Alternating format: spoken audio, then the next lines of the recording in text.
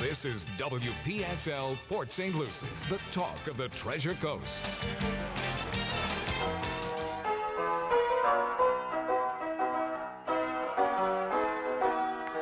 11:06 at WPSL 1590, the talk of the Treasure Coast. Time now for Ask a Rabbi.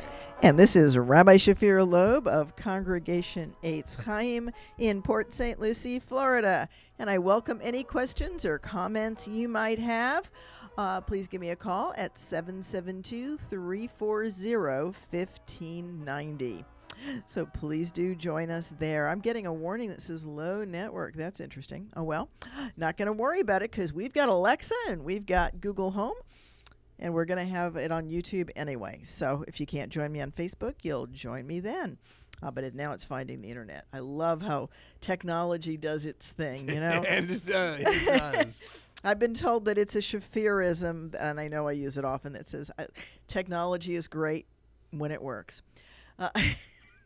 Occasionally. Yeah, you know, all those great times. So I'm going to start off with something that might spark some interest with some folks. I had to bite my tongue and not chuckle or say anything when somebody said to me something along the lines of, well, you know, Judaism and Christianity share in common Jesus, not like those Muslims. And I just about choked because that's totally not right. Judaism has nothing to do with Jesus other than the fact that Jesus himself was Jewish. But Jesus lived after the Jewish scriptures are closed. So there is no role for Jesus in Judaism. So it's kind of an interesting thing.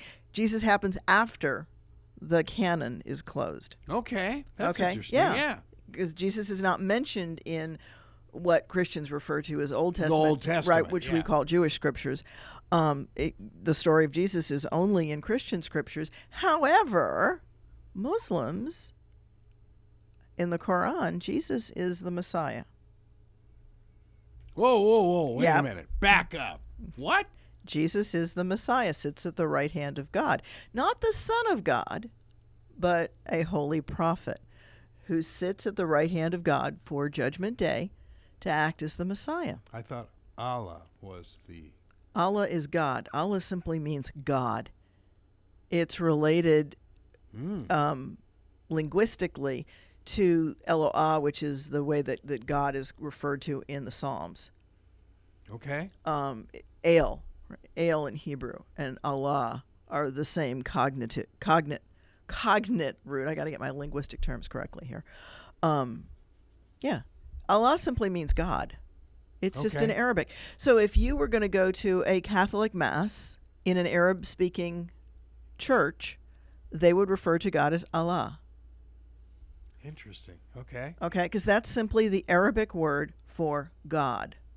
Right? And so what the Muslims are saying, there is no God greater than God, which makes sense. Right? Allahu Akbar, God is greater than anything else. That's what Allahu Akbar means. And I have to confess, I thought, with and I don't speak Arabic, but some of the roots are the same. And so there's a little bit of, I can get some parts of it, enough to be dangerous probably. But I also know the religion itself well enough to know that, Jesus is the Messiah in Islam and in Christianity. The difference is in Christianity, Jesus becomes the Son of God, a God, a human God. And that's not the case in Judaism. Judaism said that's not possible. Humans are not God. Humans are humans. Right, so so it was kind of interesting. I had to really step back and not get into this street discussion. You're welcome to come to my comparative religion or world religion classes at IRSC and learn some things there, or go to any of the other professors teaching world religions. You'll learn the same thing. It's the name Jesus is all through the Quran, and Mary has a mystical birth. Yeah, Mary's mentioned in the Quran. In the Quran. Right, it talks about how the trees bend over so that she doesn't have to stretch to get the figs and the dates. Wow. Yeah, it's actually kind of an interesting story. And well, most people don't. Most people really don't. Christians don't read Christian scriptures enough. They certainly don't read the first 39 books, right? I used to joke that It's the least read book. what's the Bible? We have a catechism. Yeah. Well, and unfortunately, say that, but- unfortunately, that's more accurate than and that doesn't matter what religion. And part of that's because when you're raised in that tradition, you're taught the traditions and you're taught the interpretations, and so you almost never go back to the text. Which is unfortunate, because then, the things that people tell me are in scriptures or not in scriptures, and I'm like, really? Go find that for me. I love doing that, and or they'll quote me as some verse, and I'll go, well, read the sentence before it and the sentence after it, and tell me that it means what you're telling me it means. Right? Yes. Because you often find that, it's a little bit different. So, that's a whole nother discussion that we can get into.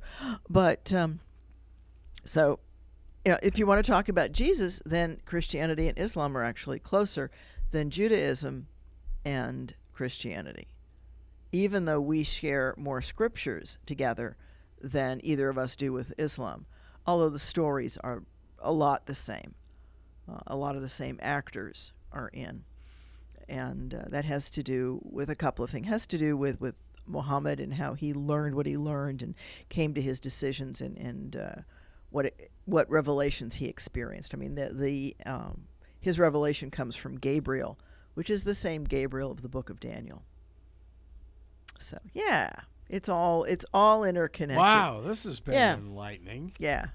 The other one that I recently had that I also got a little bit of a charge out of were people who were telling me, the Zoroastrians this or that, and that's a religion that almost nobody here in the U.S. knows much about, except for those who are Zoroastrian or know somebody who is.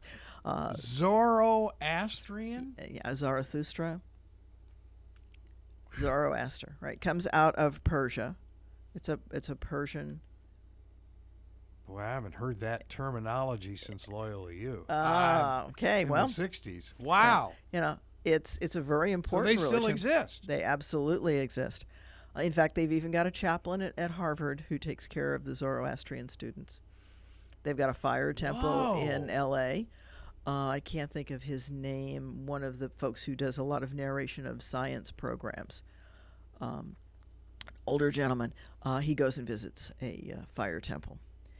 And so it's kind of there are modern fire temples today, and they're kind of interesting. And a fire temple, of course, looks an awful lot like the old temple on the Temple Mount.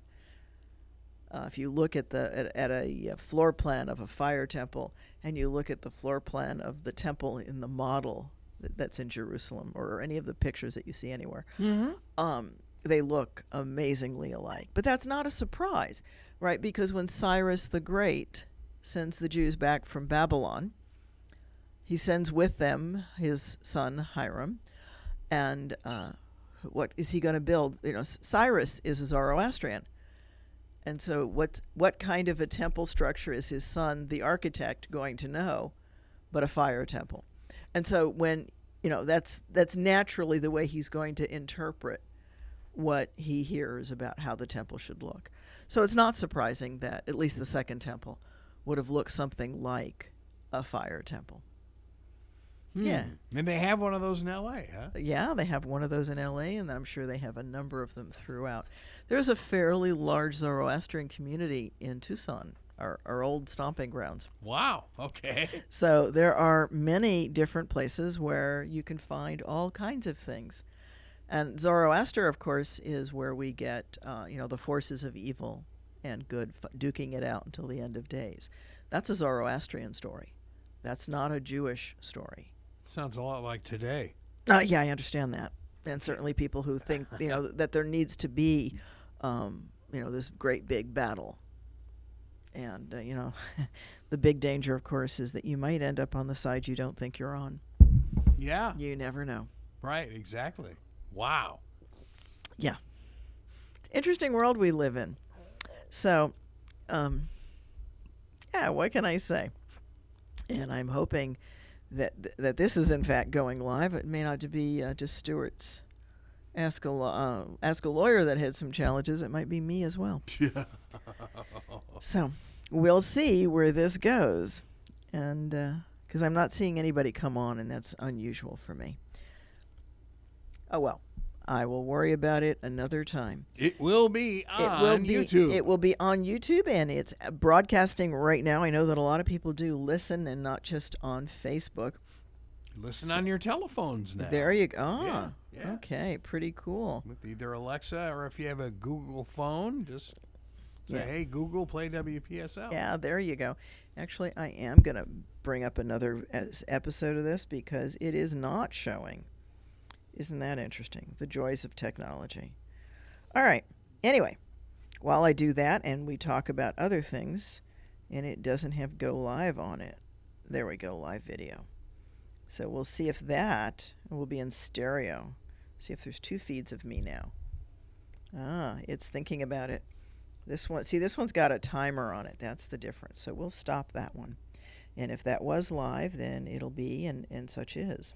Okay. How's that for... Huh? Yeah. Okay. All right. So we're going to post the first part, and then people can watch me on the phone version, which is a little bit smaller. There you go. And but fortunately, you still have my stand here that does Yeah, we that. have the props for Yeah, it. there you go. You know, you take care of me. What can I say? Yeah. So hopefully some people have been hearing the things that we've been talking about, the similarities or the things that Islam shares with Christianity. It's always interesting to me that people don't check these things out. They hear something, they assume that it's true, and then they repeat it. And that's scary, actually. That's scary. Because that's what allows a lot of garbage to happen in the world. We need to check things out. We need to verify them. And not just with our neighbor, not just with our grand uncle or something. We need to really verify it in where it's supposed to be so that people check the text. Yes, you cannot read the Quran in English. It is a translation/commentary of the Quran. The Quran only exists in Arabic, and that's because of the language issues. And I totally understand that. I mean, look at all the things that the King James has introduced into scriptures. Yeah. And that's really the only way you can look at it. That it's something that's been introduced and added. Rewrite. Yeah, it's absolutely a rewrite. With a very political agenda. Because the king hath this plan, and wanted scriptures to support what he wanted, and life is always interesting. So I chuckled at all of those, but it's an interesting time, and I keep thinking of may that curse of may you live in interesting times, and I'm beginning to think we're there. Please send $1 million to the rabbi so she can buy a new jet. There you go. Yeah. Well, great sentiment, but it is a good note, though, to mention that if you would like to sponsor an Ask a Rabbi episode, please contact me or contact the studio and let them know, because we are looking for some sponsors, and you could have a commercial or a message during our message. Sure. And we certainly can work that out. And so what are the similarities and differences? There are many when you get into older religions. There are some significant differences, and there are some definitely off-the-wall things that every religion has, my own included. And, I think the importance of that, there's a good friend of mine who lives out in California who said a phrase one time when I was with him, and it really, really resonated with me. He says, there's a problem with taking the Bible too literally and not seriously. And, you need to take it seriously and not literally. And one of my pet phrases that I use in my congregation is that I say that the scriptures is absolutely true, and some of it even happened. Okay? It's absolutely true, yes. And some of it even happened. And the things that I'm referring to when I say and some of it really happened are things like The description of Joseph becoming the vizier of Egypt describes a ritual that was not prevalent at the time when the text was committed to parchment. Okay. Right. So we're getting the amalgam, for lack of a better word, of the tradition as it's been handed down, and it's carrying some artifacts of an earlier ritual. And so there's got to be some truth to the story. But there was an interpretation of the truth. Well, of course there is. There's always an interpretation of the truth. That's true if we're describing, the two people walking into Walmart. Right? Right? There's an interpretation. We always interpret. Whenever we retell a story, there's an interpretation. And so the question becomes, what does that story mean to you? And as I like to point out to students in my class, it really doesn't make a difference in my life if Moses never existed. Now that sounds strange, but I'm never going to meet Moses, at least not in this plane. It's not going to make a difference to the up to 120 years that I'm going to live on earth. It's not going to make a difference. What makes a difference are the stories about Moses and how I understand those and how I interpret them and how I use them. That's where the truth lies, in what those stories do to enhance my life and the life of those with whom I interact. Right, those lives. Okay. Okay? So that's the truth. And it's the same way that if I tell you, leave your baggage outside the door, we all know I'm not talking about Samsonite or any other brand of luggage, right? I'm talking about baggage. We that's a common And colloquialism. we all carry baggage. We all carry baggage. Is that not true? It's absolutely true. Is it really something that's going to happen? No. Right? And so the truth is still there, that it's always helpful to leave your baggage outside, no matter what you're doing. Unless it's going in and talking to your therapist about the baggage, in which case, you might want to drag some of it in with you. But that's a place where you're going to open up and look at it. Right? So you've got this amalgam of stories, and then you've got the moral stories woven around them and the instructions and lots of good things. There's lots of really good advice in there, like have one set of weights for buying and selling. You would think that would be intuitive, but it's not. People try to cheat both ways. Right, the finger on the scale going down or up, depending on whether you're selling or buying. And as I also like to point out to people, the only reason it's in scriptures is because obviously people were not using one set of weights, and somebody was trying to teach and get you to move to the place where you could be ethical. Oh, what a radical thought, right? Ethics. Let me write that down. Ethics. Ethics. Yeah. Which was something coined by Socrates, who asked, "How ought we to live?" How ought we to live? Socrates was not Jewish, not Christian, and not Zoroastrian. But again, he was part of what was happening on the Silk Road, and certainly his teachings, they went all over, because Socrates taught Plato, who taught Aristotle, and Aristotle taught Alexander the Great, who took those Greco-Roman what becomes Greco-Roman teachings. At the time they're Greek, but takes them into what was then the quote-unquote known world, and into Arabia and all of that.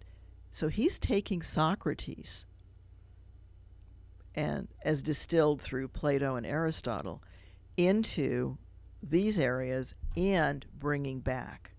Right? And as most historians would clearly tell you, he kind of mixed things up and took the things that he liked and blended, and just dropped the others, and dropped other things. Right? So he and people do that. People keep what works for them.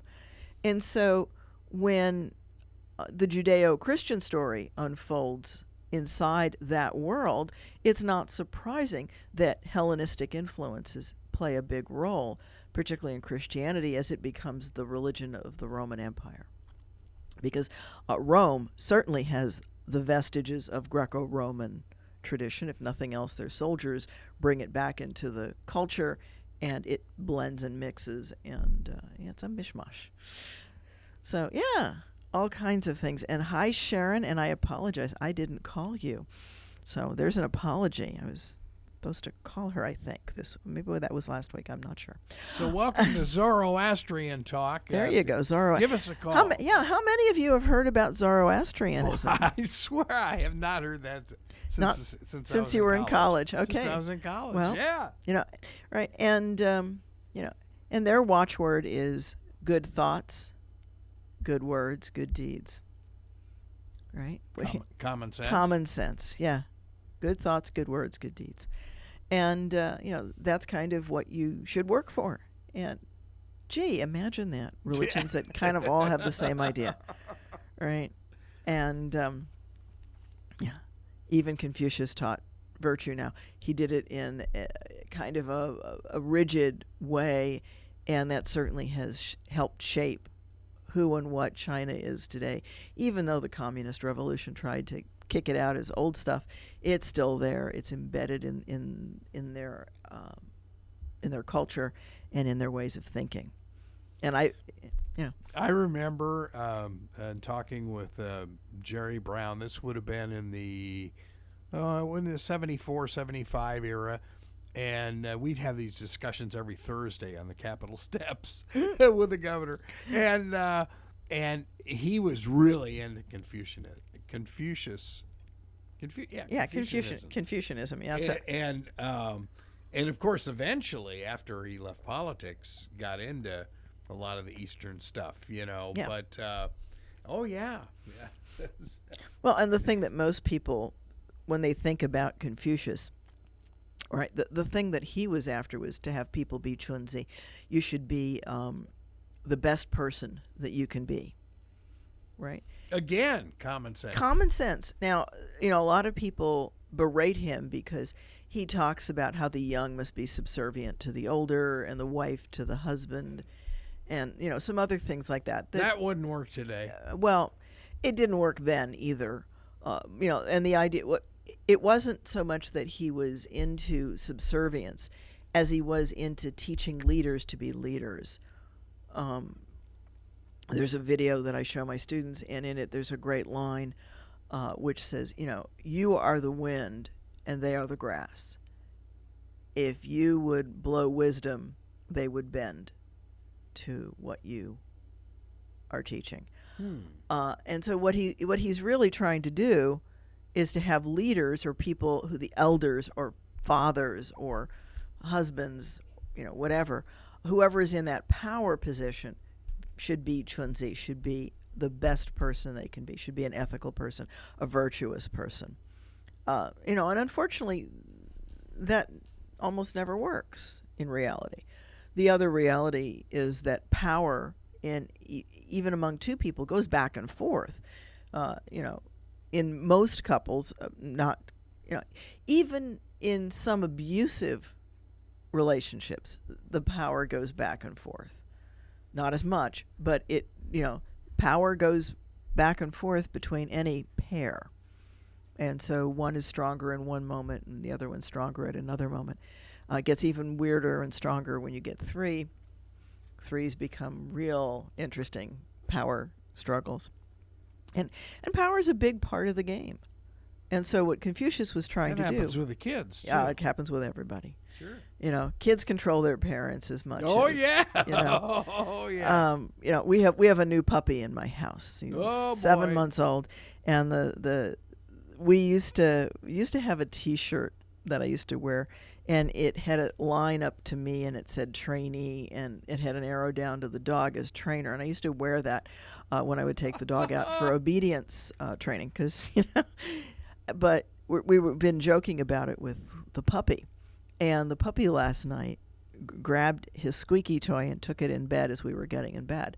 And I looked at him and I said, "Oh, no, you don't. You do not get that." And I'm thinking, do I just want to grab it and put it on the nightstand, which I've done that with noisy toys. They get confiscated until the morning. But this particular time, I looked at him and said, "Okay, look, I'll make a trade with you." And with that, he dashed out into the kitchen and parked himself right underneath the treat bag and put the ball down. And I'm like, dude, you should be a little more subtle at how well you're training me. I want the treat. Yeah. So it's like I went and grabbed the ball because I wanted a treat for bed, right? Because what we give him to go to bed is is a we have sweet potato slices that are dog treats, and of course they take a little bit of time for the dog to eat, and so he can satisfy himself with them. And apparently that's a really popular treat for taking into bed, and he had finished all his other ones, so he wanted a new one. So I'm not at all. I don't really question that he grabbed the squeaky ball with the idea that it was going to get traded. Ooh, smarter than you think. Oh, yeah. I have no doubts that our animals, especially dogs, are, we've developed them. We've developed them to be that way because the ones that are smarter at it, are the ones that we breed. And so, we develop it. We think this just happens by accident. No, we're an active player in this game. We're also actively good at breeding selectively animals, dogs, who can interpret human expressions, because those who can do a better job of it are the ones who end up going into the gene pool. Right? Because those are the ones that have such great personalities that we breed them to have it, etc. And Sharon says, and then there are parrots who train us too. All of the entities with whom we interact reward us for things that we do that they like, and punish us for things that we do that they don't like. Sometimes they're effective, and sometimes they're not. Like the cat pouncing on my foot last night did not help the cat. That was a negative reaction for the cat. He got kicked off the bed. But he'll figure out something next time for what he really wanted. I'm not quite sure what it was, but we'll figure it out, and then I'll decide if he gets it or not. So how do the dog and cat interact? They actually get along quite well. I'll show you a picture of the dog with his paw around the cat. Okay. And they're quite funny. The cat's a little bit older. The puppy's new. And in our house at one moment, the dog will go running through, and the cat's behind the dog. And then you wait 2 seconds, and they're coming the other direction, and then the cat's in the front, and the dog's in pursuit. And then they'll hit the end of the house in that romp, and they'll keep reversing the rows back and forth. So, and sometimes my husband will say to me, well, the dog's beating up on the cat. And I'm like, the cat can jump up. If the cat has had enough, he'll jump on the counter, he'll jump on the cat tree. He'll jump on the dresser. He's not exactly a prisoner on the floor. Right. Yeah. So it's an interesting thing, and I'm in the process of teaching the dog to be a therapy animal. So he's had a little bit of training doing that and interacting with people. And he's really good at that. I've got some really great shots of him working with people. I'm looking forward to that. Yeah. So he'll be part of my ministering, right, of my helping others. We used to do stories of the Dodgers at Children's Hospital in L.A., and they had the therapy animals that were just incredible. Therapy animals are really important. It's one of the big things that animals can do. And his name is Shadow. The dog's name is Shadow. And he's really got the temperament for it. He's just full of love, and he'll put his paws around you. What kind of a dog is he? He's a Chinese crested powder puff. Okay. So he's fuzzy. Chinese crested. Yeah, they look kind of like ponies. They're the naked dogs, or one of the naked breeds. Oh, okay, yeah. And the powder puff is their hairy sibling. Powder puff has a full coat of hair. Now, this isn't the Chinese wrinkly dog. No, that's a Shar-Pei. Shar-Pei, there you go. Yeah, that's another one of my little things that I've got a lot of information on is dog breeds. No, he's a Chinese crested. For many, many years, I raised Chinese cresteds and poodles. Oh, okay. Yeah, I'm actually looking for a poodle right now to be a company for Shadow. I'd like one of each because they balance each other well. But yeah, so Shadow is a white and black powder puff. Ooh, okay. And he's really striking. He's very pretty, And he's full grown because he's 7 months, but he's bulking out. I can really feel the difference in the weight from when he was little as I carry him out. How large will this animal get? He's just a little bit taller than the cat, so he's about 13 inches at the shoulders, and I'm going to guess that he's in the 14, 15 pound range. Oh, okay. Nice packable size. Uh-huh. So he still fits in a carrier that I can lift. I can still lift him plenty easily, but he helps you when you reach down. He'll jump up and put his paws on you and help. He's not dead weight unless you grab him off the bed. So is he going to go out to Tucson with you? No. Okay. No. Bill's going to get to take care of him while I go out next week. There you Thank go. you for mentioning that. Right. So we'll be playing a best of Ask a Rabbi, I guess, next week. And I will be going out to Phoenix. Bill's not going with me, but my good friend Amy is. And I get to pick up my PhD in psychology. Ooh! Yeah. Congratulations! Yeah, and I'm feeling kind of thrilled. I was invited into the poster competition, and there's only 30 to 40 graduates that are invited into the poster competition, and I'm lucky enough to be one of those. So I'll be presenting my dissertation as a poster to the graduates, and there's like 600 or 700 that show up. So it's no small, and that's PhDs. So are you Dr. Rabbi then? Yeah, well, that or Rabbi Doctor. Rabbi Doctor, I was going to say. Rabbi Doctor is more common. Rabbi Doctor, okay. Yeah, and very cool. Yeah. Congratulations. Yeah. It's kind of fun, yeah. So my students joke and they say, should we call you Rabbi? Should we call you Doctor? And I say, whichever. I don't really care. So. But that's a degree that I actually really loved getting. I enjoyed the work, and I'm a little bit sad that it's over. Part of that's because there's student loans, but no, things are great.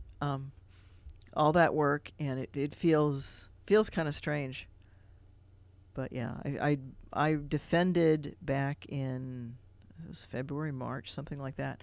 But it's now. Now I'm picking it. Yes, Sharon's asking me, aren't you a double doctor? Yes, I'm a double doctor. Got a PhD in education and a PhD in psychology.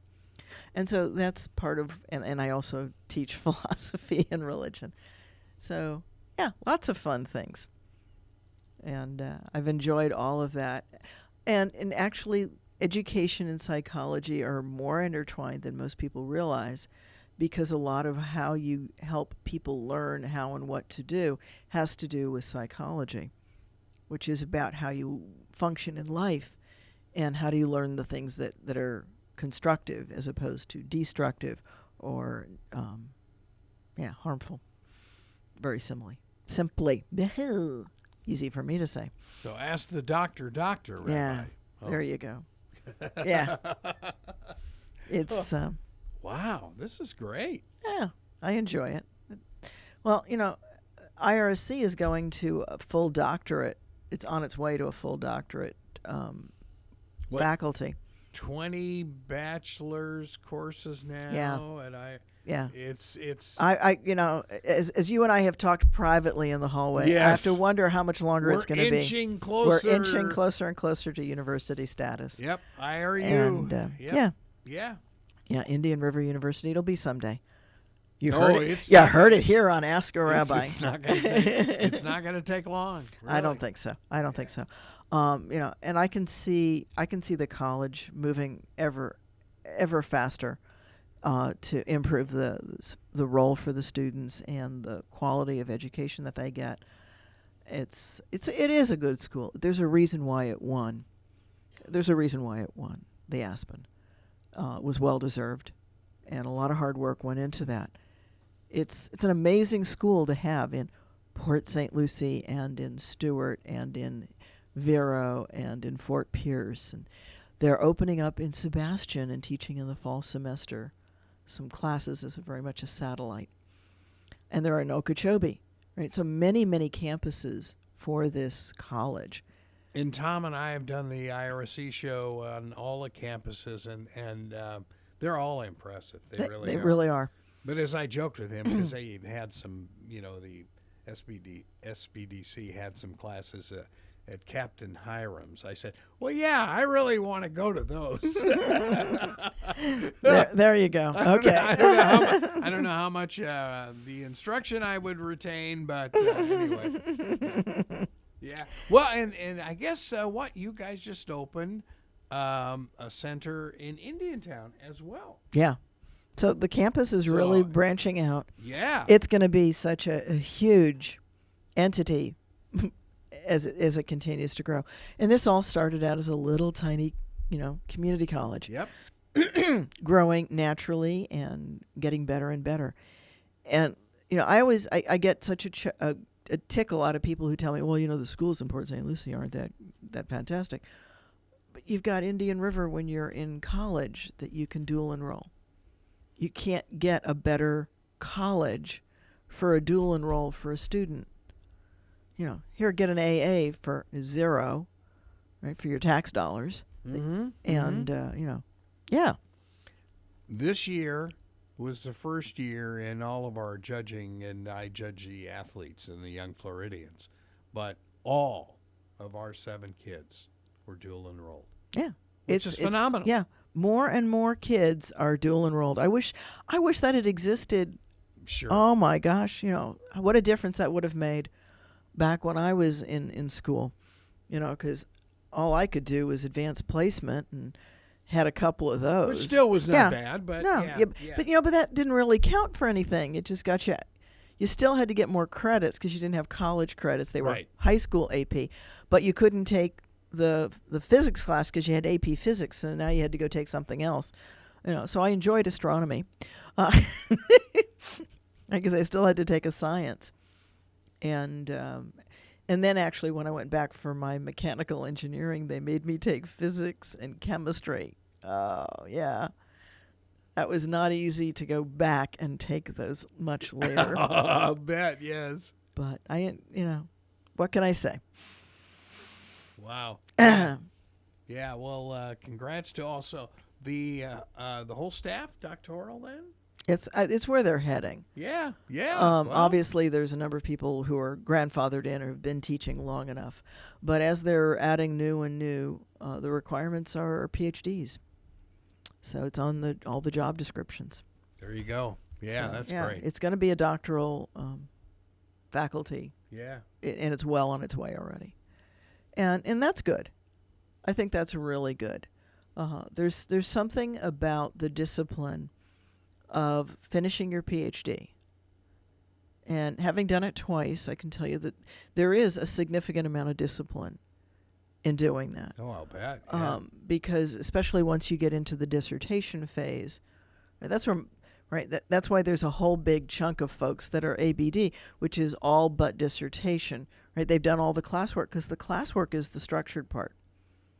And then when you go into the dissertation, well, now you're dealing with a committee, and you're having to, you're negotiating back and forth, and now everything you've learned, you're now supposed to use, right? And you're supposed to be intelligent about the things that you set up in your study, and you have to contain it inside a year. Because otherwise you'll run out of time to get your project done. Mm-hmm. And yet it still has to be significant. And what I did my research on, I think, met those categories. Very excited about it. We're working on the journal article of the dissertation, which is you dilute everything down into a journal article. And we're in the process of getting that finished right now. So I'm excited. So how long will that be? That's about 15 pages. So okay. That's not bad, right? The dissertation's 200 pages. Yeah. And that's a nice little book. But there's a lot of it that you can distill out that are things that you have to do for a dissertation that you don't do in a scientific article. And so a lot of that gets cut out. There's stuff that gets repeated in a dissertation because each chapter of a dissertation has to stand on its own. So you kind of have to explain the problem in each chapter. Well, you can cut all that. You do explain the problem once in a scientific article, and then you distill down the 70 pages of literature research where you've extensively looked to verify that this is important research and not something that you're just duplicating what somebody else has done. And so, yeah, I mean, what I came up with, actually, a term that I came up with out of my dissertation is something called religious signaling, which is has to do with how a religion changes as society evolves without rupturing. Because a lot of religions today are in danger of rupture, right? Of it becoming not relating to society where it's at. And just as we talked about leaving your baggage outside the door. A lot of your established churches are like that. Well, and they're going to have to do some religious signaling to move the organization, the faith, to the places that people need the religion to be. Religion serves a function for people. And it's not just about serving God, but it's serving God in a way that helps God's creatures. Right. So that's really interesting. Yeah. Right. Yeah. And that's the point, because if the flock goes off into left field and you're making a right turn, you're not going to stay with them, and you're not going to offer them anything that's meaningful. And God is not about beating people to death. God is about helping people live. Right. Religion is to serve life and to serve God. Well, yeah, of course, here's okay. I wish you were around when the nuns were slapping us around the head. That's a totally different issue. Totally different issue. Let's not go there. Right, but and full disclosure, right? It has to do with. I start out with the definition that God is that which gives us breath, which causes breath. The source of life. And let's start with that. And, whether that's quote unquote an accident of nature or a conscious entity is a function of what you've experienced. Okay. Because beyond what you've experienced, it may not matter. It'll matter in the long run, but your ability to relate to it's going to be a function of how and what you're open to. And so, religion's not only about God, but it's about the relationship between humans and God. It's the hand reaching up, the hand reaching down. And when it ceases to relate to everyday life and to help us be better people, then it runs the danger of being out of bounds. And yeah, I think that it's really easy for an organization to rest on its laurels. And when you start doing that, you stop relating to your people. And then you run the risk of rupture. And so how do you move everything into a place where it needs to be? And part of the answer is religious signaling. There's a way to do it inside a religious organization such that it doesn't destroy what's old, but it incorporates what it needs to address what's modern and what's today. I would say some of them, at least in my mind, have cared more about real estate than they have about the people they should be serving. That's what Luther said. Who? Yeah. Oh yeah, that guy. Yeah, that guy with the who did the Facebook. Yeah. He posted on his wall, right? I call it the ultimate Facebook post. Nailing his thesis on the wall, because that's how you did it right then. That was posting on the wall. Sure. It just wasn't, Thank you, Mark Zuckerberg. Yeah, There you go. Yeah, we really... Zuckerberg plagiarized that. Oh, I'm sorry. No, he developed that. He developed the technology. And, but that's part of what life is about in doing all of these things. We like to think that we're doing something totally different. We're really not. We're just enhancing the technology that serves how we do it. Right. The telephone, yes, what Alexander Graham Bell did was great and wonderful, and thank you for doing that, and thank you, Jobs, for your role in making this little phone do an automatic broadcast of this radio show. Sure. And but those are all about different ways to send messages. We've been sending messages since we started doing bonfires and smoke signals and beating a drum and all those other ways, and Pony Express and Right? Those were just different ways of trying to send a message ever faster. Right now, we'd like the message to go before we send it, but be able to be retracted if it isn't what we really wanted to send. Thank you, Twitter. Yeah. Right. And so, things are much more immediate today. I was telling the the students in my class, I need to not call them kids, the students in my class, that back in the day when the dinosaur roamed in my backyard, and I would type my college papers on a thing called a typewriter. Oh, yeah. Yeah. And I was happy for an electric typewriter. Yeah, yes. Yeah, because, that was, I can remember my mother having an IBM Selectric with those little balls. Those were really cool to watch. Really neat device. And, of course, obliterated now with the computer. I still have my little portable, non-electric typewriter that I used to write scripts on. Oh, wow. Well, Yeah. we have, are you ready for this one? We have my husband's father's comptometer. Back up. What? A comptometer. It's before calculators and before adding machines. It's how accountants used to keep track of numbers.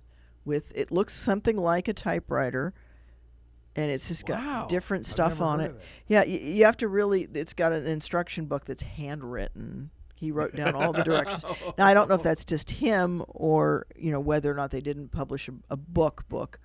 But yeah, he's got a whole little tiny print of how to do things on this machine.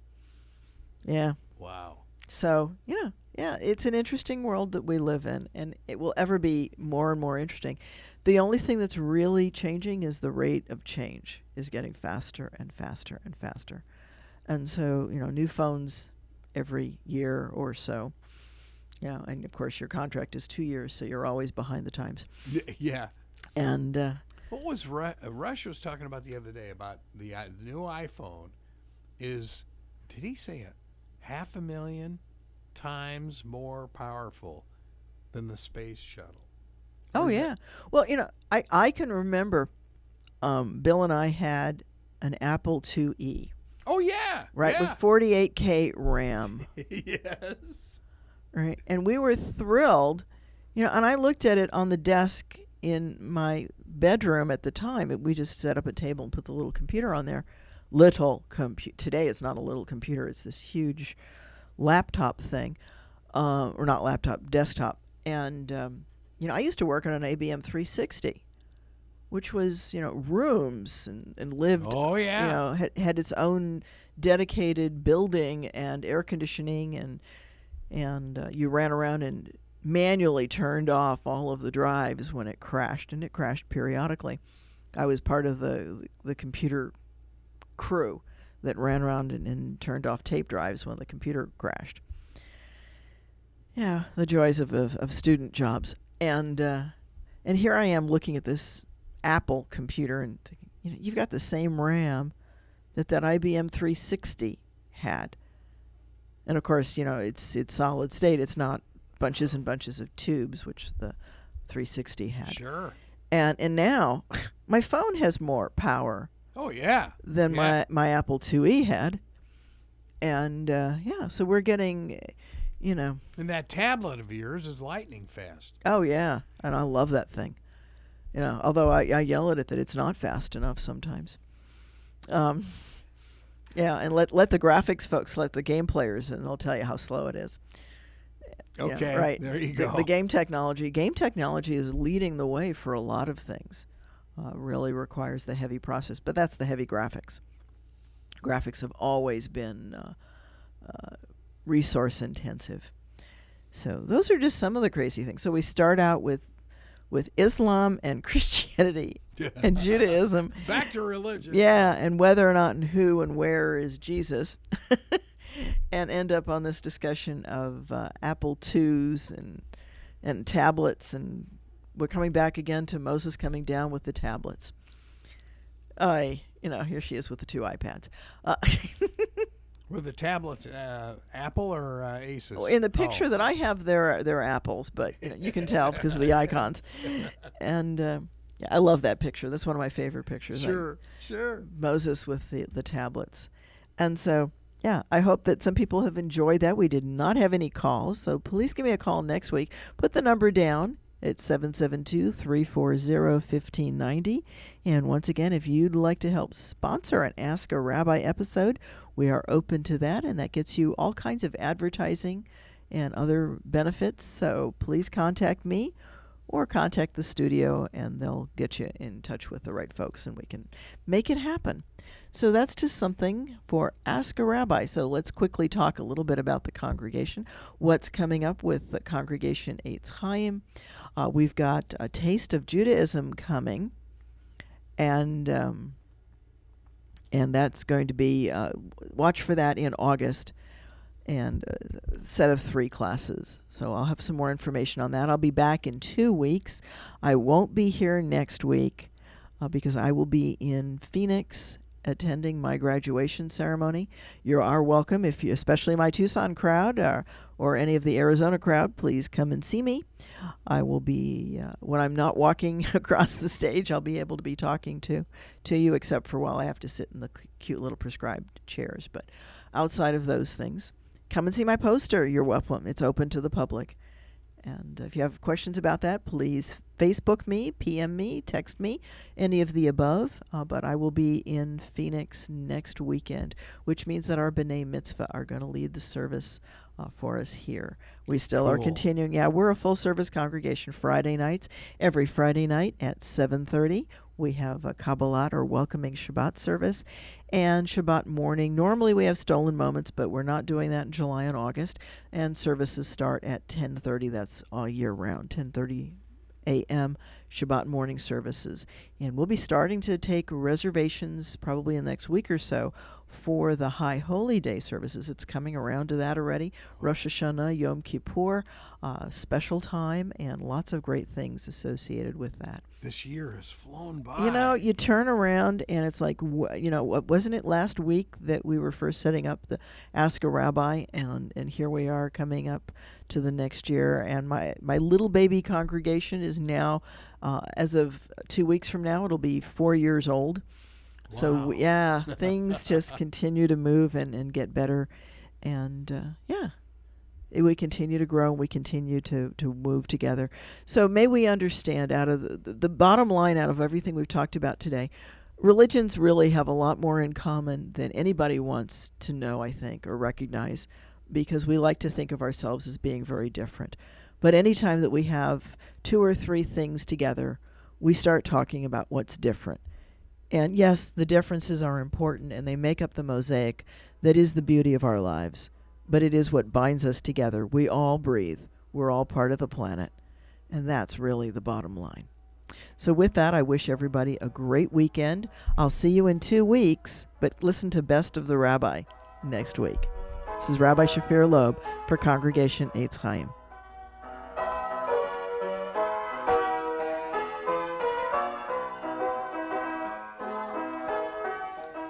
You've been listening to Ask the Rabbi, or Ask the Rabbi Doctor, here on WPSL Port St. Lucie, WPSL.com, worldwide on Google Home and Alexa.